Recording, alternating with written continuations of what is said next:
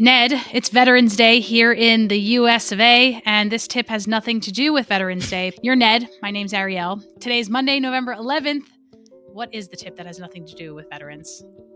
Today's tip is one that I give a lot to people who make things like Ariel and I. Don't run on your first idea. Try to have more ideas than you can possibly create. Because your first idea, as the old adage goes, is rarely your best idea. Try to have 10 ideas a week. Write them down. They can be big, they can be small, they can be whatever you want. And then at the end of the month, you're going to have 40 ideas. Think about making one of them.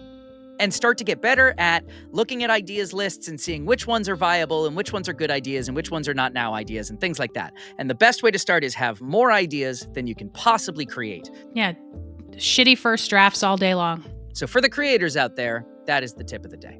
Have a great day, Tippendales.